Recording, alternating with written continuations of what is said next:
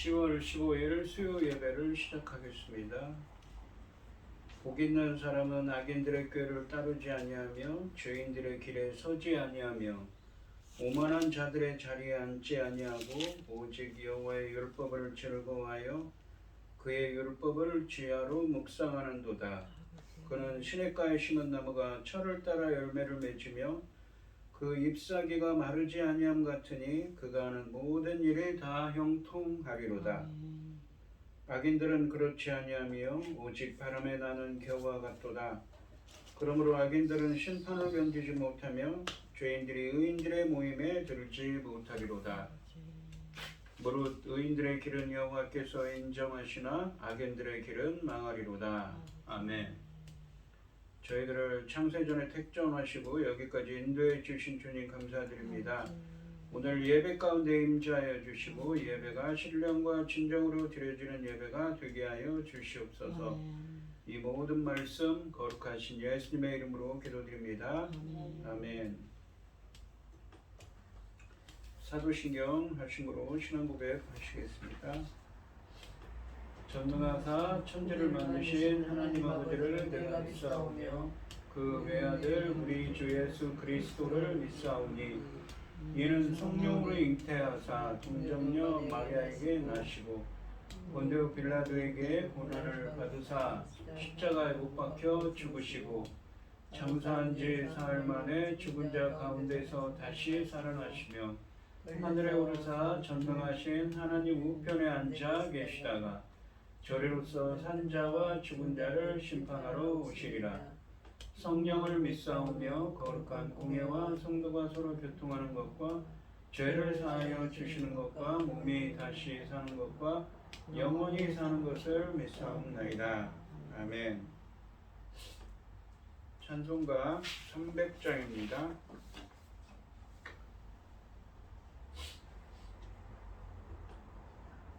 내 맘이 낙심되며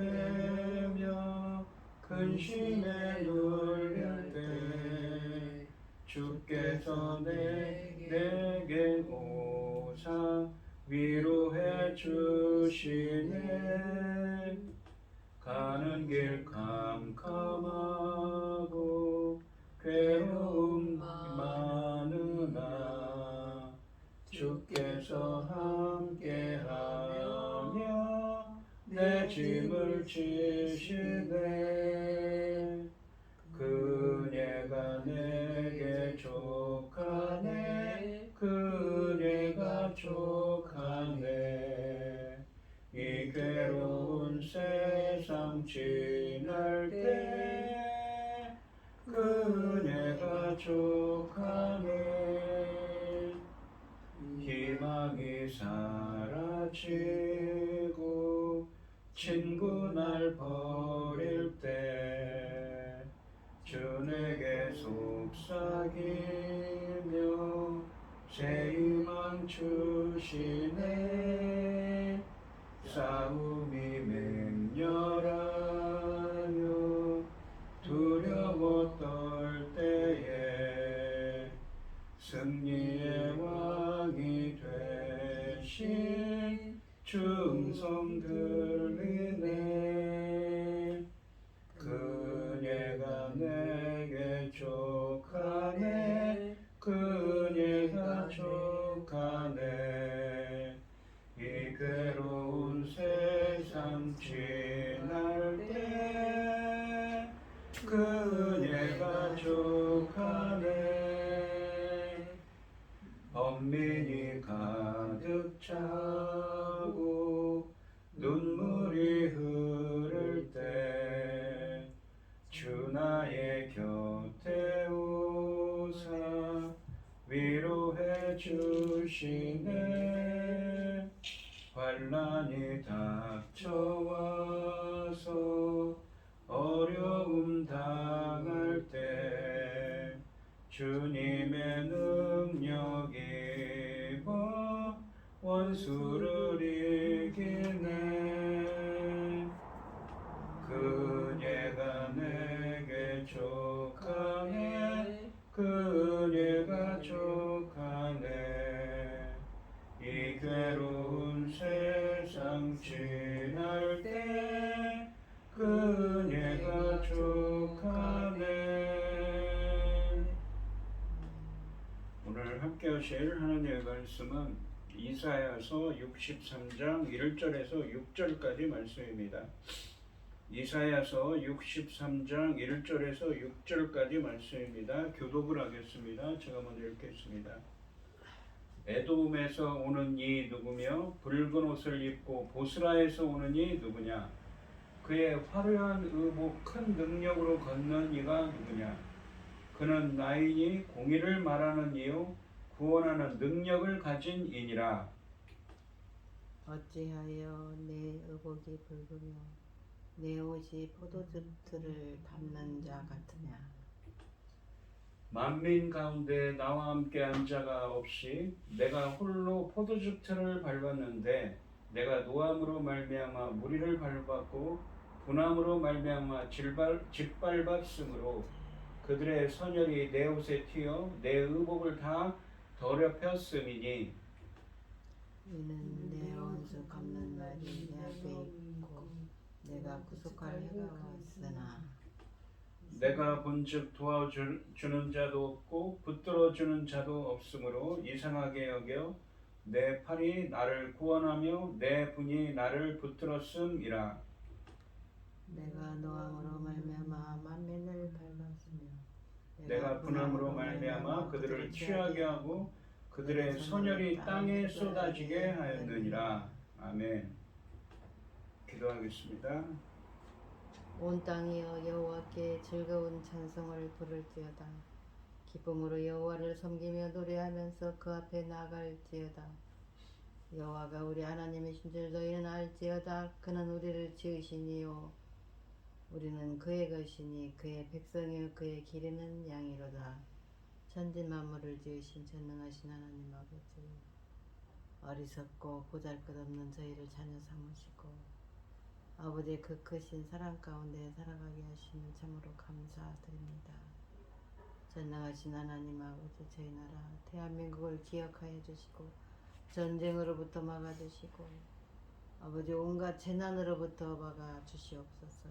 전능하신 하나님 아버지, 어리석고 보잘것없는 힘없는 우리 민족이 아버지 하나님 믿음의 선진들이 기도로 눈물의 기도로 여기까지 이루어왔는데 아버지 앞에 합당하지 못한 일이 있었다면 용서해 주시고 긍휼을 베푸셔서 아버지 기뻐하시는 이 민족 될 수 있도록 지키시고 도와주시옵소서. 아멘. 전능하신 하나님 아버지, 지금은 중대한 시대입니다. 열매 거둘 중대한 시대에 당신이 사랑하는 종 열매 거둘 말씀을 들고 단에 세우셨으니 그 말씀으로 말미암아 아버지께서 기뻐 받으실 열매들이 넉넉히 나올 수 있기를 간절히 소원하옵고 이 모든 말씀 억만 죄악 가운데서 우리를 구원하여 주신 예수 그리스도 이름으로 기도드리옵나이다. 아멘.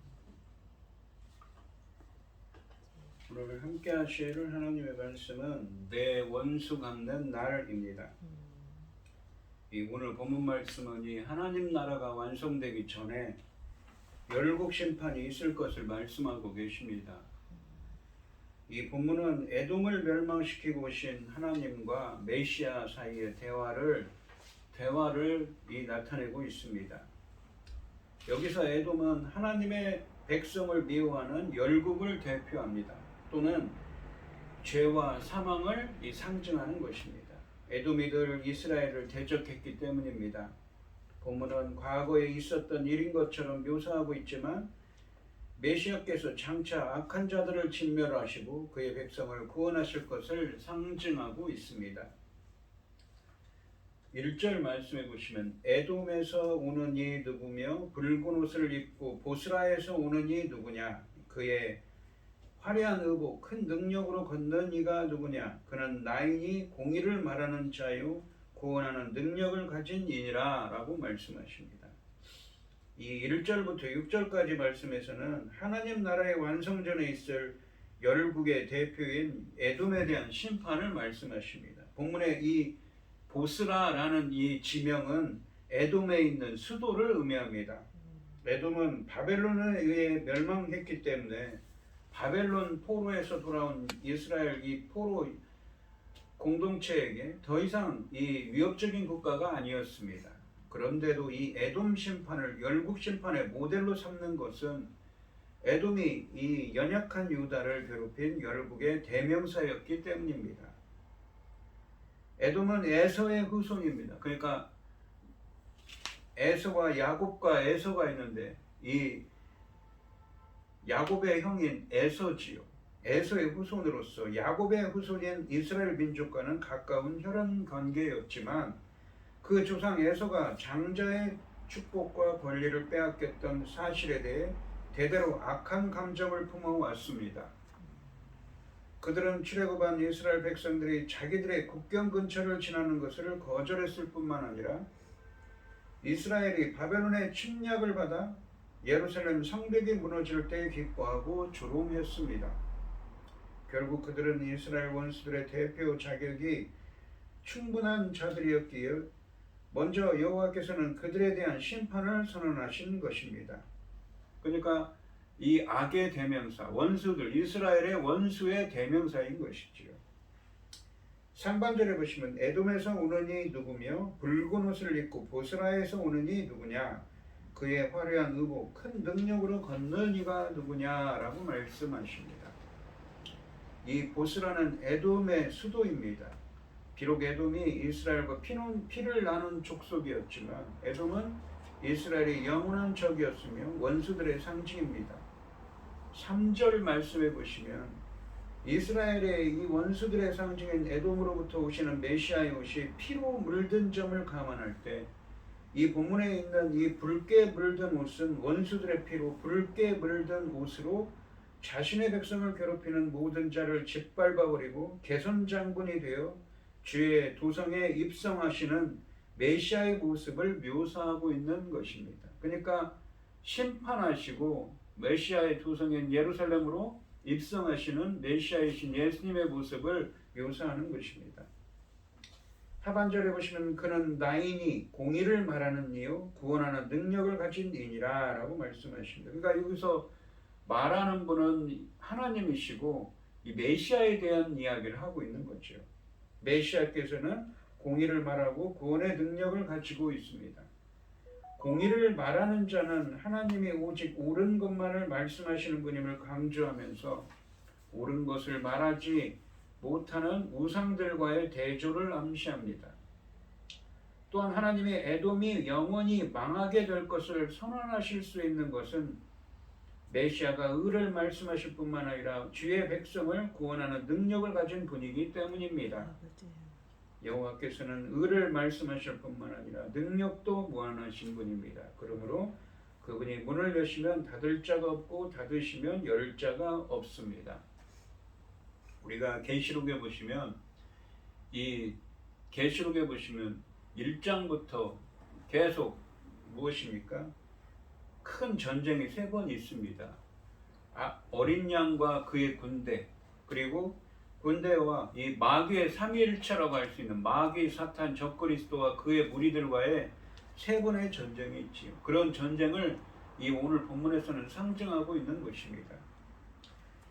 2절 말씀해 보시면 어찌하여 내 의복이 붉으며 내 옷이 포도즙 틀을 밟는 자 같으냐라고 말씀하십니다. 하나님이 묻고 계십니다. 어찌하여 내 의복이 붉으며 내 옷이 포도즙 틀을 밟는 자 같으냐. 옷이 붉은 이유를 묻고 계십니다. 여기 보시면 포도즙 틀이라는 것은 포도즙 틀을 밟는다라는 것은 성경에서 특히 선지서에서 어떤 상징이냐면 이 심판과 하나님의 진노와 심판을 의미하는 것입니다. 3절 말씀해 보시면 만민 가운데 나와 함께 한 자가 없이 내가 홀로 포도즙 틀을 밟았는데 내가 노함으로 말미암아 무리를 밟았고 분함으로 말미암아 밟았으므로 그들이 선혈이 내 옷에 튀어 내 의복을 다 더럽혔음이니 라고 되어 있습니다.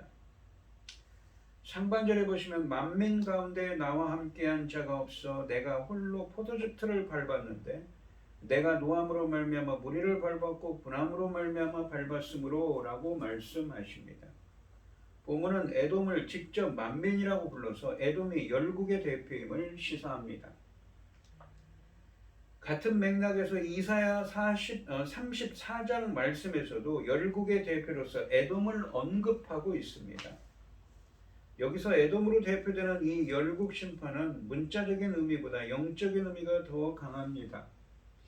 즉 에돔은 죄를 대변하는 것이라고 볼 수 있습니다. 하나님 나라의 백성 안에 열국의 남은 자도 포함되어 열국도 희망을 가질 수 있다는 사실은 하나님 나라의 완성 전에 일어날 열국 심판이 문자적 심판을 넘어서, 그러니까 우리의 눈에 보이는 그러한 문자적인 심판을 넘어서 영적 의미를 가지고 있다는 증거입니다. 그러니까 이 열방 중에서도 남은 자들이 이 하나님 나라의 백성이 된다고 이사야서에서 계속 이야기해 왔거든요. 그래서 여기 본문에 나오는 이 만민 그리고 에돔이라는 것은 단순히 악을 행하는 자들일 뿐만 아니라 죄와 사망을 상징한다고 볼 수 있습니다.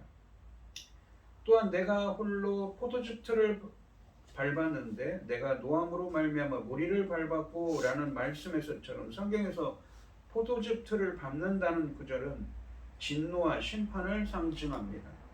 하나님의 열정을 가지고 아무런 도움도 없이 포도즙 틀에서 포도를 얻게듯 이 사람들의 대적들의 적을 이 백성들의 하나님의 백성들의 적을 짓밟으신 것입니다.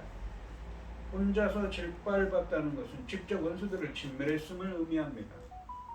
이것은 마지막 심판 때 메시아께서 세상 나라를 도구로 사용하지 않으시고 직접 심판하실 것을 보여주고 있습니다. 하반절에 보시면 그들의 선열이 내 옷에 튀어 내 의복을 다 더럽혔음이니 라고 말씀하십니다. 1절 말씀에 붉은 옷을 입는다라는 말씀에서 붉은 옷은 본문에서 설명하는 것처럼 피로 물든 옷을 가리키고 있습니다. 이처럼 피로 물든 옷을 입은 자는 포도즙 틀을 밟은 자로 또한 묘사됩니다. 요한계시록 19장 13절로 15절 말씀은 이 인물을 메시아로 소개하고 있는데 마지막 날 백마를 탄 천사의 모습으로 다시 오실 이 메시아이신 예수님의 옷에 묻은 피는 악인들을 포도즙 틀에서 짓밟은 심판의 피입니다. 이 이사야서 63장 4절 말씀해 보시면 이는 내 원수 갚는 날이 내 마음에 있고 내가 구속할 예가 왔으나 라고 되어 있습니다. 상반절에 보시면 이 내 원수 잡는 날이 내 마음에 있고 라고 말씀하십니다. 이 상반절에서 원수 갚는다 라고 번역된 이 히브리어는 복수를 의미하는 낙함인데 열국의 심판, 그러니까 죄와 사망의 심판을 복수, 보수, 신원이라는 의미로 표현한 것입니다.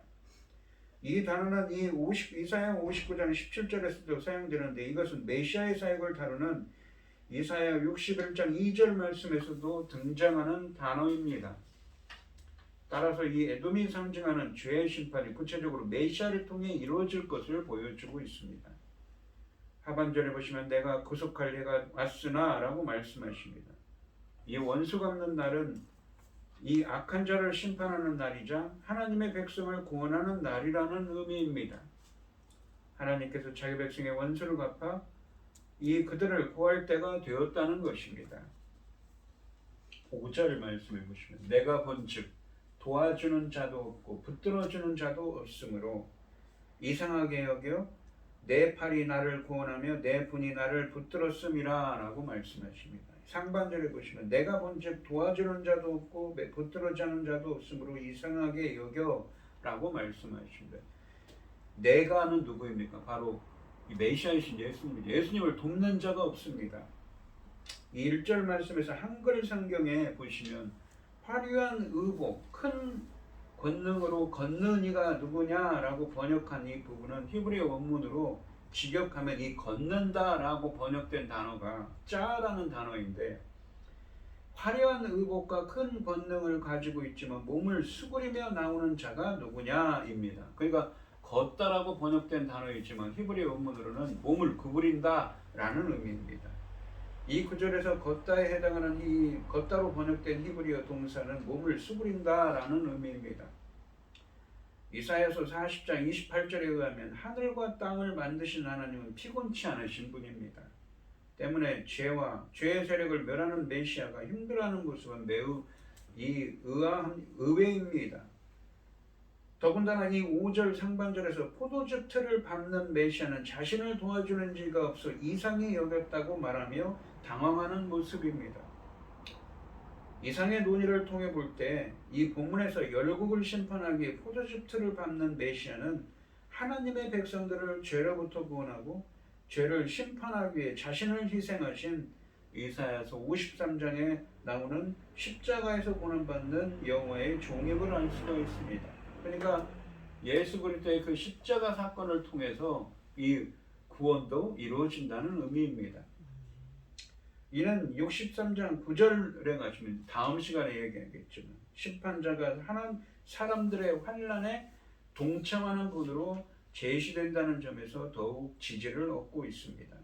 결국 이 1절부터 6절까지 말씀에 있는 이 열국에 대한 심판, 악의 세력, 죄에 대한 심판은 신적 기원을 가진 메시아이신 예수님이 하나님의 백성들을 죄로부터 구원하고 죄를 심판하기 위해 고난에 동참해서 십자가의 고난에 동참하는 것이죠. 죄의 형벌을 대신 짊어지는 모습을 상징하는 것입니다. 그 십자가 사건을 통해서 또한 그 구원을 이루셨고 또 그 십자가 사건을 통해서 심판하시는 분으로 임하신다는 것입니다. 이 어거스틴도 이사야서 63장에 나오는 이 포도즙 틀을 십자가로 이해했고 여기서 나오는 피를 예수 그리스도의 피에 적용했습니다. 1절부터 6절까지 말씀 내용을 메시아의 고난에 적용시켜 메시아의 고난을 통해 열국을 죄를 멸한다는 그의 해석은 전국을 찌르는 것입니다. 하반절에 보시면 내 팔이 나를 구원하며 내 분이 나를 붙들었음이라 라고 말씀하십니다. 그래서 하나님께서 분노하여 혼자 심판을 단행했다고 말씀하십니다. 여기서 나오는 하나님은 누굽니까? 성자 하나님이신 예수님인 것이죠. 그러니까 십자가에서 죽으시고 부활하신 예수님께서 그 십자가의 능력으로 무엇입니까? 하나님의 백성들을 구원하시고 또 그 악인들을 심판하시게 된다는 것입니다. 6절을 말씀해 보시면 내가 노함으로 말미암아 만민을 밟았으며 내가 분함으로 말미암아 그들을 취하게 하고 그들의 선율이 땅에 쏟아지게 하였느니라 라고 말씀하고 계십니다. 메시아께서 분노로 이방 나라들을 마구 짓밟아 부수고 그들의 피를 땅에 쏟아 버릴 것을 말씀하십니다. 그들은 주님의 진노로 망합니다. 내가 분함으로 말미암아 그들을 취하게 하고 라는 표현은 그들이 분노의 잔을 마시고 취하게 되었다는 것입니다. 하나님의 진노하심으로써 원수들을 마치 술 취한 사람처럼 비틀거리게 한 후 망하게 한다는 의미입니다. 오늘 본문 말씀해 보시면 이 은혜는 보복의 날이기도 합니다. 그러니까 이제까지 무엇입니까? 이 바벨론 포로로 끌려간 유다 백성들을 돌아오게 하시고 그들을 돌아오게 하신 상태에서 또 그들을 공의와 정의를 행하는 하나님 나라의 백성이 되게 하시죠. 어떤 사람들에게 그러한 은혜가 임하는가 지금까지 이야기해왔습니다. 59장 21절에서는 죄가를 떠난 자들이죠. 또 겸손한 자들에게 그런 은혜가 임한다고 그랬는데 이러한 구원에는 심판의 날이기도 합니다. 한쪽에서는 성경에서는 그러죠. 한쪽에서는 구원이 나면 한쪽에서는 심판이 임하는 것입니다. 이사야서 53장에 나오는 십자가에 달리신 그 십자가 대속을 통해서 구원에 임했는가 하면 그 십자가에서 죽으시고 부활하신 예수 그리스도는 또한 한쪽에서는 심판을 하시는 거죠. 이 하나님의 백성들을 괴롭힌 악의 세력을 통칭하는 이 에돔을 말입니다. 그리고 이것은 궁극적으로는 죄와 사망을 상징하는 것이기도 합니다. 하나님의 나라가 완성되는 때는 이 예루살렘의 몰락을 기뻐하던 에돔이 심판받을 날이기도 합니다. 붉은색과 포도 수확이라는 뜻을 지닌 에돔과 그 수도 보스라에서 나오시는 메시아는 포도즙이 튄 것 같이 붉게 물든 옷을 입고 계십니다. 하나님의 심판에 짓밟힌 악인들의 피입니다. 하나님의 백성조차 공의와 정의를 상실하여 멸망하고 에돔을 위시한 열방이 더욱 악으로 치달아가는 상황을 누구도 바로잡을 수 없으므로 하나님이 홀로 전사의 모습으로 나서신 것입니다. 요한계시록 19장 13절로 15절 말씀에 언급된 이 백마를 탄 전사의 모습으로 다시 오실 예수님의 옷에 묻은 피 역시 악인들을 포도주 틀에서 짓밟은 심판의 피가 될 것. 본문에 나오는 말씀처럼 악인들을 포도주 틀에서 짓밟은 심판의 피가 될 것입니다. 그러니까 이 오늘 본문 말씀에 보시면 이 본문 말씀은 바로 요한계시록에 있는 말씀을 악인들을 무찌르시는 그 백마 타고 오시는 이 메시아께서 악인들을 물리치시고 포도주 틀처럼 짓밟은 심판에 주로 오셔서 그들에게 피 흘리게 하실 것이다 라는 의미입니다. 그렇기 때문에 우리 성도님들도 구원을 거절한 자의 결과는 피의 죽음밖에 없음을 기억하며 하나님의 의를 행하는 사람들이 되어야 하는 것이지요. 이렇게 성경에는 구원이 있으면 심판의 말씀도 있는 것입니다. 우리들도 이 하나님의 말씀을 거역한 악의 세력이 아니라 하나님의 뜻을, 하나님이 기뻐하시는 뜻을 행하는 하나님 나라의 백성들이 되시기를 주님의 이름으로 축원드립니다. 기도하겠습니다. 하나님 아버지 감사합니다. 이제까지는 계속 어떻게 하면 하나님 나라의 백성이 되게 할 수 있는지 그것에 대해서 설명했습니다. 우리 인간들은 부족하고 연약하지만 하나님께서는 하나님의 권능으로 예수 그리스도의 십자가의 권능을 통하여서 하나님의 창조적인 구원 행위인 의를 부어주셔서 공의와 정의를 행하는 하나님 나라의 백성이 되게 하신다고 하십니다. 십자가에서 죽으시고 부활하신 그 예수 그리스도의 권능으로 한쪽에서는 하나님 나라의 백성을 이렇게 구원하시지만 다른 한편에서는 에돔으로 이 상징되는 악의 세력, 하나님의 백성들을 괴롭히던 악의 세력과 죄와 사망을 영원히 무찌르기 위해서 심판주로 나오신다고 하십니다. 바로 우리들의 원한을 보복하기 위해서 하시는 것이지요. 저희들은 어느 편에 서야 합니까? 바로 하나님 편에 서야 되죠. 바로 저희들은 공의와 정의를 향하며 하나님이 기뻐하시는 뜻을 행할 수 있는 하나님 나라의 백성들이 될 수 있도록 주님 저희들을 붙들어 주시고 인도하여 주시옵소서. 이 모든 말씀 거룩하신 예수님의 이름으로 기도드리옵나이다. 아멘. 찬송가 336장을 하시고 축도하심으로 오늘 예배를 마치겠습니다.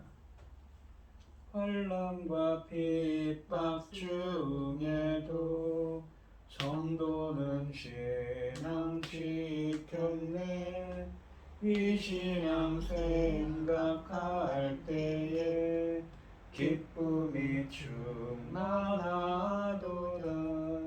성도의 신앙 따라서 죽도록 충성하겠네. 옥중에 매인 성도나 양심은 자유 얻었네. 우리도 고난 받으며 죽어도 영광 되도다. 성도의 신앙 따라서 죽도록 충성하겠네. 성도의 신앙 본받아 원수도 사랑하겠네. 인자한 언어 행실로 이 신앙 전파하리라. 성도의 신앙 따라서 죽도록 충성하겠네. 아멘. 이제는 주 예수 그리스도의 은혜와 아버지 하나님의 극진하신 사랑과 성령의 교통하심이 하나님이 기뻐하신 뜻대로 살아가기를 소원하는 성도님들 머리 위에 이제로부터 영원히 함께 있을지어다. 아멘.